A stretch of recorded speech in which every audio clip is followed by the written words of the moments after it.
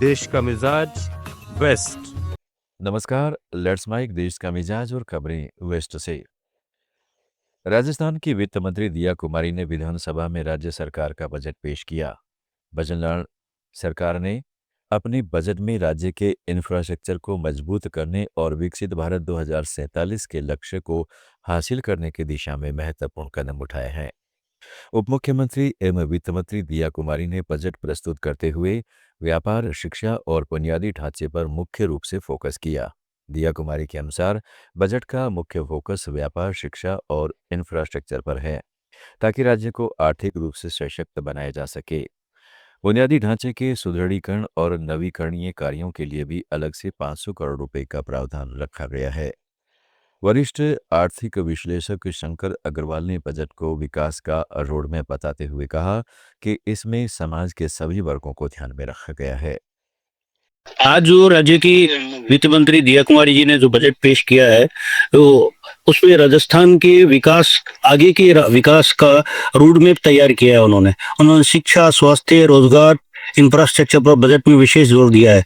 साथ ही गांव और गरीब और किसान को केंद्र में रखकर बजट बनाया है।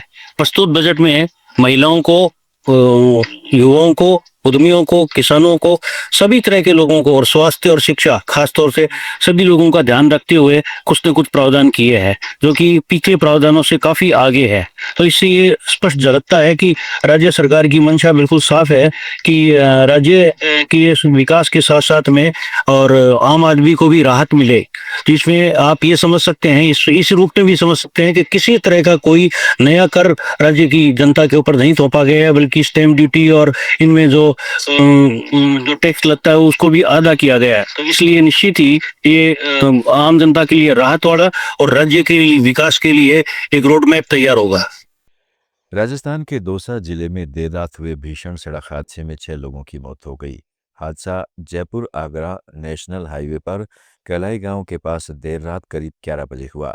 पुलिस के अनुसार कार में सवार सभी लोग कालाखो के रहने वाले थे, जो एक शादी समारोह में शामिल होकर वापस लौट रहे थे। तभी तेज रफ्तार कार डिवाइडर से टकराने के बाद दूसरी तरफ चल रहे ट्रोलर में घुस गई। हादसे में कार पूरी तरह चकनाचूर हो गई और कार सवार सभी लोगों की मौत हो गई। रितु तावड़े मुंबई की नई मेयर होंगी। वहीं एकनाथ शिंदे की शिवसेना के नेता संजय घाड़ी डिप्टी मेयर का पद संभालेंगे। दोनों को निर्विरोध चुना गया है। मुंबई के भाजपा अध्यक्ष अमित सताम ने कहा है कि 44 साल बाद बीएमसी में भाजपा का मेयर बनने जा रहा है। मुंबई की जनता ने शहर के विकास के लिए महायुति पर भरोसा किया है। महायुति का मेयर और डिप्टी मेयर आज नियुक्त हो गए। रितु तावड़े महाराष्ट्र प्रदेश महिला मोर्चा की उपाध्यक्ष हैं और पूर्व नगर सेविका के साथ शिक्षण समिति की अध्यक्ष रही हैं। शिवसेना यूबीटी सांसद संजय राउत ने भी आज अजीत पवार की मौत को लेकर उपजे संदेह पर सहमति जताते हुए कहा, रोहित पवार ने दावा किया है कि अजीत पवार की मौत एक दुर्घटना नहीं बल्कि एक सुनियोजित साजिश थी। उन्होंने तकनीकी और राजनीति मुद्दे उठाए और स्वतंत्र जांच की मांग की। एक प्रेजेंटेशन दिया लोगों के सामने, पत्रकारों के सामने, जिसमें अजीत पवार जी का जो मृत्यु हुआ है, जो मौत हुई है, वो एक्सीडेंट नहीं है, वो एक सोचा समझा षड्यंत्र था अजीत पवार को खत्म करने का। इस प्रकार का प्रेजेंटेशन रोहित पवार ने दिखाया है। ऐसे ऐसे मुद्दे सामने आए हैं कि देश के सामने एक ऐसा प्रश्न आया है, क्या किसी महत्वपूर्ण नेता की मौत के लिए एक ऐसा षड्यंत्र रचा जा सकता है? तो उसकी जो इन्वेस्टिगेशन है। बॉलीवुड अभिनेता सलमान खान के आरएसएस कार्यक्रम में शामिल होने पर महाराष्ट्र के उप मुख्यमंत्री एकनाथ शिंदे ने कहा, सलमान खान आरएसएस कार्यक्रम में गए या नहीं, इस पर सवाल क्यों उठाया जाना चाहिए। सलमान खान भारतीय नागरिक है, वे भारतीय संस्कृति का पालन करते हैं। उनके घर में गणपति के दर्शन होते हैं और उनका पूरा परिवार इन परंपराओं में विश्वास रखता है।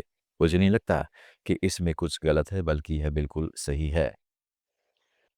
देश का मिजाज में फिलहाल इतना ही। जुड़े रहिएगा लेट्स माइक के साथ।